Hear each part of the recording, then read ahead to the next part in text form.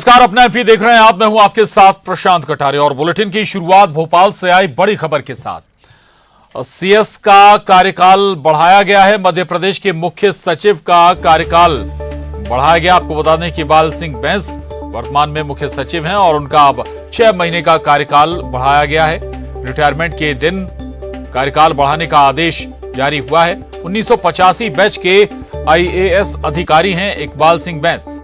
1 दिसंबर 2022 से 31 मई 2023 तक सीएस के तौर पर उनका कार्यकाल रहेगा। अब न्यूज 18 ने पहले ही कार्यकाल बढ़ाने की खबर दी थी, तो न्यूज 18 की खबर पर मोहर लग गई है।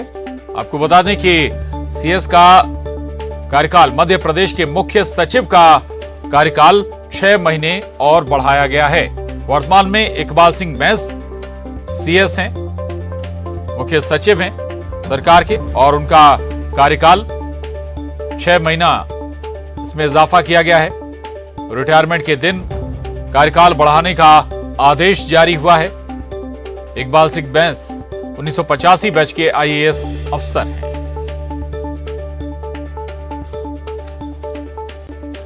और सीहोर से बड़ी खबर है। बीजेपी पिछड़ा वर्ग मोर्चे के दूसरे दिन का प्रशिक्षण वर्ग शुरू हो गया है। केंद्रीय मंत्री प्रहलाद पटेल प्रशिक्षण वर्ग में पहुंचे हैं। केंद्र और राज्य सरकार की पिछड़ा वर्ग केंद्रित योजनाओं के बारे में कार्यकर्ताओं को जानकारी देंगे। न्यूज 18 से उन्होंने खास बातचीत में कहा कि कार्यकर्ताओं को पार्टी की रीति नीति और केंद्र राज्य सरकार की योजनाओं के बारे में बताने के लिए हर वर्ष आयोजित किए जाते हैं प्रशिक्षण वर्ग। प्रशिक्षण वर्ग का चुनाव से नहीं होता है कोई लेना देना। कांग्रेस को बीजेपी के प्रशिक्षण वर्ग की नहीं है समझ।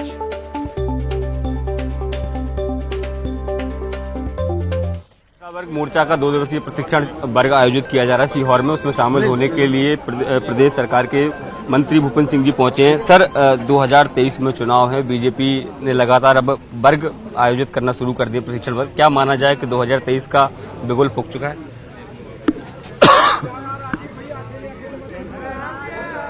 देखिए, भारतीय जनता पार्टी हमेशा चुनाव के लिए तैयार रहती है।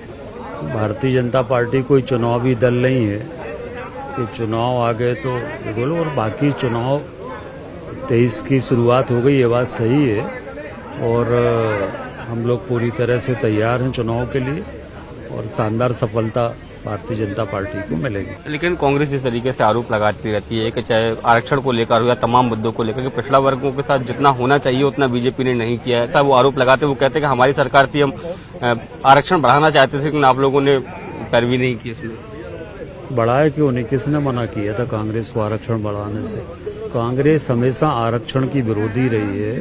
पिछड़ा वर्ग की कांग्रेस हमेशा विरोधी रही है, नेहरू जी से लेके इंदिरा जी से लेके, और कांग्रेस सरकार में जब भी रही है पिछड़ा वर्ग की विरोधी रही है। आज पिछड़ा वर्ग आयोग को संवैधानिक आयोग का दर्जा दिया तो मोदी जी ने दिया।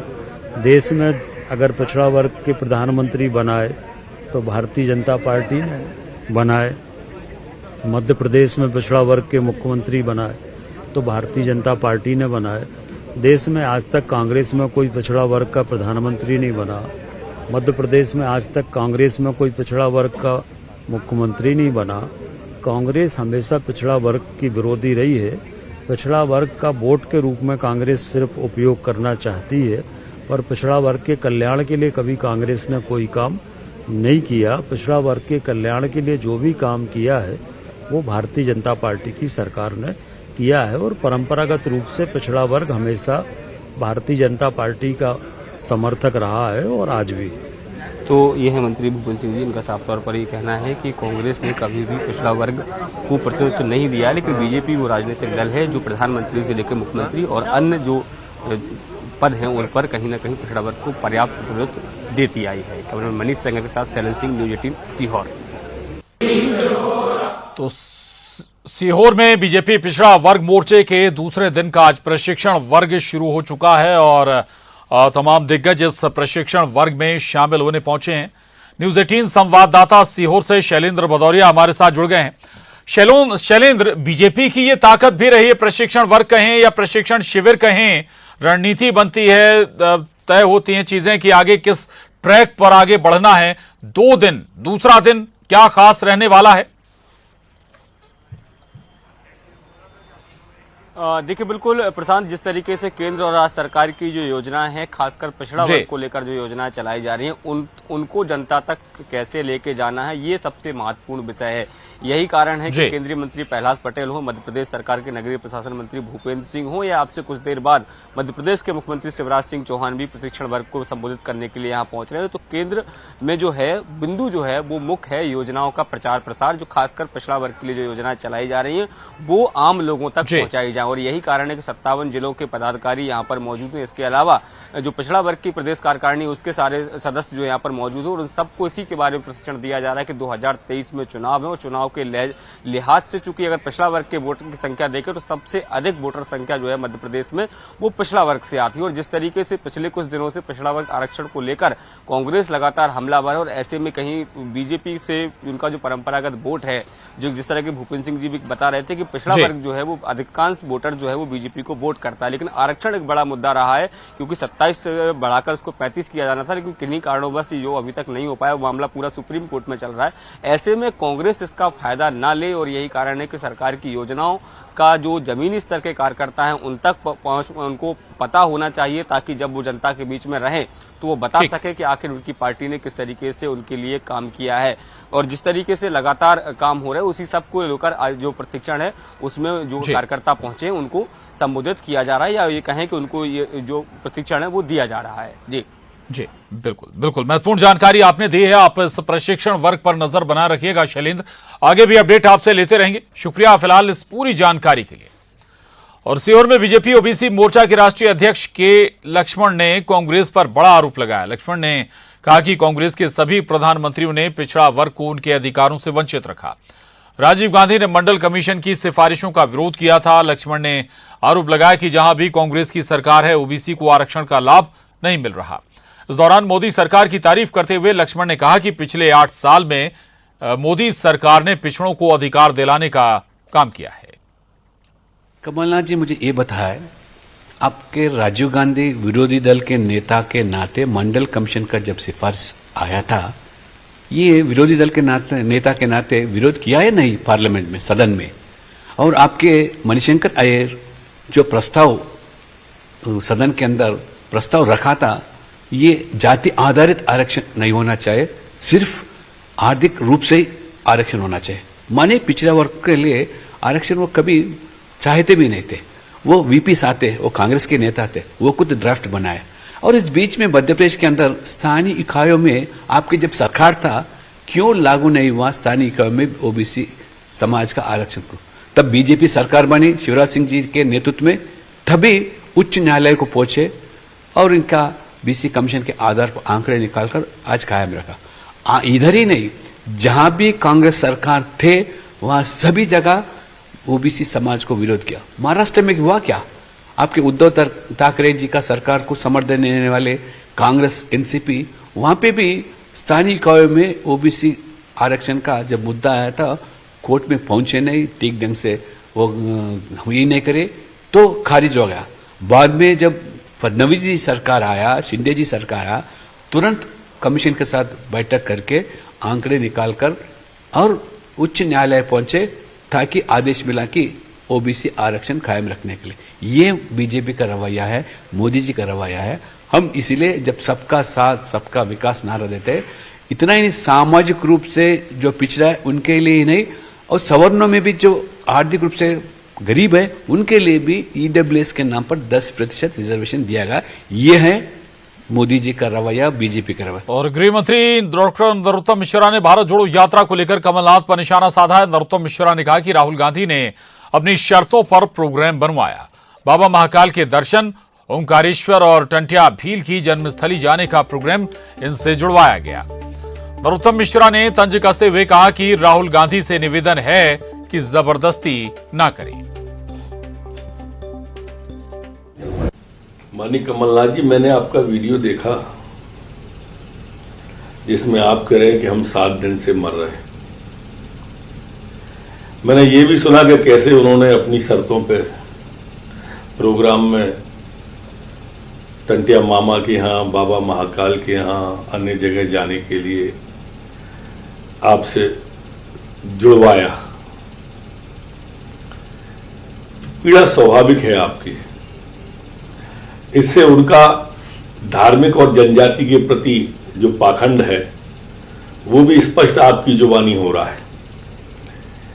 मैं राहुल गांधी जी से भी प्रार्थना करूंगा कि जो लोग शारीरिक रूप से अगर अस्वस्थ हैं तो उनको ऐसे जबरदस्ती न चलाएं कि उनको मरने तक की बात करनी पड़े।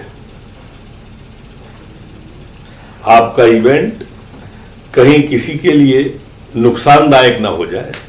और टीकमगढ़ में लड़कियों से छेड़छाड़ के आरोपी को पुलिस ने गिरफ्तार कर लिया। ये आरोपी गलियों में लड़कियों से दिन दहाड़े छेड़छाड़ करता था। इसकी करतूतों की तस्वीरों ने कानून व्यवस्था पर सवाल खड़े कर दिए। ये तस्वीरें देखिए, ये कोई सुनसान गली नहीं है बल्कि एक रिहायशी इलाका है। गली में एक बाइक सवार आता है और इस दौरान एक लड़की भी गली में आती दिखाई देती है। युवती को देखते हुए बाइक सवार आगे बढ़ जाता है, लेकिन फिर अपनी बाइक को टर्न कर लेता है और उसके सामने से आ रही होती है युवती। इसके शरीर को छूते हुए बदमाश फरार हो जाता है। इस बदमाश की ये कोई पहली हरकत नहीं है, ये लगातार लड़कियों के साथ छेड़खानी कर रहा था। इसकी करतूत की एक और तस्वीर भी सामने आई है जिसमें देखा जा सकता है कि कैसे गली से एक लड़की गुजर रही है और बाइक सवार ये आरोपी इस गली में भी आता है। लड़की के पास आकर ये बाइक धीमी करता है और लड़की से छेड़छाड़ कर फरार हो जाता है। इस गुनहगार को गिरफ्तार कर लिया गया है, लेकिन सवाल है कि क्या शहर में लड़कियां इतनी असुरक्षित हैं? पुलिस ऐसे बदमाशों के खिलाफ क्यों सख्त कार्रवाई नहीं कर रही?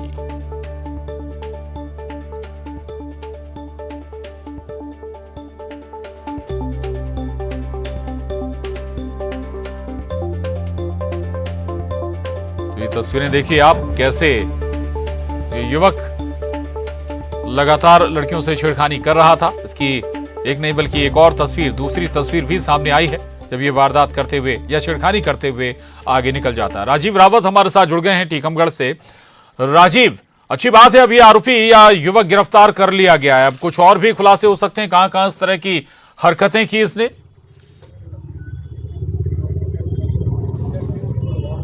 देखिए प्रशांत, टीकमगढ़ में महिलाओं के साथ आपराधिक मामले लगातार सामने आ रहे हैं। यह तस्वीर तो जब सीसीटीवी कैमरे में कैद हो गई तब इसकी हरकत सामने आई है और यह आरोपी जो है जो लगातार महिलाओं के साथ इस तरीके की घटना को अंजाम देता था और एक नहीं और कई तस्वीरें इसकी सामने आई हैं जो महिलाओं के साथ इस तरीके की हरकत करता था, छेड़छाड़ की घटनाओं को अंजाम देता था और पुलिस ने आज सुबह उसको गिरफ्तार कर लिया है। लेकिन गंभीर बात यह है कि कोतवाली पुलिस ने के जो पुलिस के जवान हैं उन्होंने गिरफ्तार कर लिया है, लेकिन अभी तक कोई यहाँ पे जिम्मेदार अधिकारी नहीं पहुंचा है पूछताछ के लिए और अभी तक इसके किसी भी प्रकार की अधिकारियों द्वारा कोई पूछताछ की जा रही है। हालांकि आरोपी को पकड़ लिया गया है, पुलिस हिरासत में है, अब पुलिस के अधिकारी पहुंचेंगे, पूछताछ करेंगे, लेकिन 2 घंटे का वक्त बीत चुका है और अभी तक कोई जिम्मेदार अधिकारी कोतवाली नहीं पहुंचा है। तो कहीं ना कहीं पुलिस की जो कार्यप्रणाली है उस पर भी यह सवाल या निशान खड़े होते हैं। अगर पुलिस लगातार पेट्रोलिंग करे,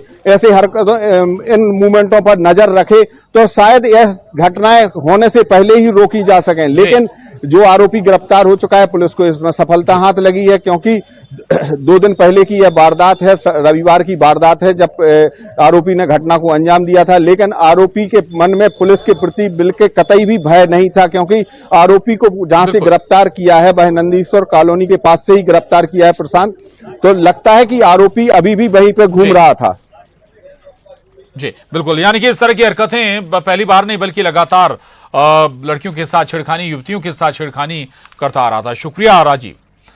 आगे बढ़ेंगे और खबर राजगढ़ से है। बड़ी खबर है, जिला अस्पताल में फिर गाय घुस आई। गाय के अस्पताल में घुसने का वीडियो वायरल हो रहा है। राजगढ़ में अस्पताल के महिला वार्ड में गाय आ पहुंची। अस्पताल में कोई सुरक्षा गार्ड भी नजर नहीं आ रहा है। मरीज के परिजनों ने इस वीडियो को वायरल किया है। जिम्मेदारों की से जमकर किरकिरी भी हुई है। 18 नवंबर को जिला अस्पताल के एसएनसीयू वार्ड में भी गाय घुस आई थी और आज फिर से राजगढ़ जिला अस्पताल में गाय अस्पताल के अंदर जा पहुंची। तो आवारा पशु भी कैसे अस्पताल के किसी भी हिस्से में एसएनसीयू जैसे गंभीर वार्ड में पहुंच सकते हैं आवारा पशु, इससे आप सहज अंदाजा लगा सकते हैं। भोपाल से बड़ी खबर है। राजगढ़ के अस्पताल में गाय के घुसने का मामला, स्वास्थ्य मंत्री प्रभुराम चौधरी का बयान आया है। मुझे घटना के बारे में जानकारी नहीं है। घटना की पूरी जानकारी लूंगा, अगर कोई दोषी होगा तो उस पर कार्रवाई की जाएगी। अस्पताल में गाय घुसी है और वहां पर सुरक्षा गार्ड भी नहीं थे। इस वक्त हमारे साथ स्वास्थ्य मंत्री प्रभुराम चौधरी जी, उन्हीं से बात करेंगे। सर, राजगढ़ के जिला अस्पताल में दूसरी बार ऐसी घटना हुई है जब वहां पर गाय घुस गई है। पशु चिकित्सालय बनता हुआ नजर आ रहा है, ना तो सुरक्षा गार्ड वहां पे था, अस्पताल प्रबंधन की तरफ से भी अभी तक कुछ नहीं कहा गया है और टोल जो बात को टालने की कोशिश वहां पर की जा रही है। मेरे संज्ञान में नहीं है, आपने बताया है तो मैं उसकी जांच करा लूँ। तो सर, आगे सरकारी अस्पतालों की स्थिति में सुधार हो, इसको लेकर क्या किया जाएगा? क्योंकि वहां पर अस्पतालों में सुधार किए जा रहे हैं, हर जगहों पर आप देख रहे हो, नए अस्पताल भी बन रहे हैं और व्यवस्थाओं में भी काफी ग्रामीण इलाकों में भी काफी सुधार किया जा रहा है। अभी कायाकल्प भी हम लोग कर रहे हैं सारे अस्पतालों। यहाँ पर अस्पताल प्रबंधन की लापरवाही होगी, गार्ड नहीं था और गाय 2 बार वहाँ पर घुस गई एक ही महीने के अंदर अंदर, तो क्या कुछ एक्शन वहाँ पर लिया जाएगा ताकि ऐसे मामले ना हो? मैं जानकारी लूंगा और अगर उसमें कोई दोषी होगा तो कार्रवाई करेंगे। तो इस पूरे मामले पर गंभीरता। मंडला से बड़ी खबर है, 2 से ज्यादा नक्सलियों के मारे जाने की खबर है। मंडला में मंडला, बालाघाट और छत्तीसगढ़ के बॉर्डर पर बताया जा रहा है कि मुठभेड़ हुई है। हॉक फोर्स की टीम से मुठभेड़ हुई है नक्सलियों की। 2 दिन पहले नक्सलियों ने इसी इलाके में पर्चे फेंके थे, नक्सली सप्ताह मनाने का जिक्र भी किया था। तो ये बड़ी खबर है मंडला से। ये दरअसल वो क्षेत्र है मध्य प्रदेश का जहां पर नक्सली अमूमन वारदात अंजाम नहीं देते लेकिन सक्रिय जरूर रहते हैं। तो 2 से ज्यादा नक्सलियों के मारे जाने की खबर है, खासतौर से मंडला, बालाघाट और छत्तीसगढ़ के बॉर्डर पर। आपको बता दें कि ये मुठभेड़ अंजाम दी गई है। ये बड़ी सफलता सुरक्षा बलों को हासिल हुई है। हॉक फोर्स की टीम से मुठभेड़ हुई नक्सलियों की। और अब देखिए 25 सेकंड 25 खबर। मंडला, बालाघाट और छत्तीसगढ़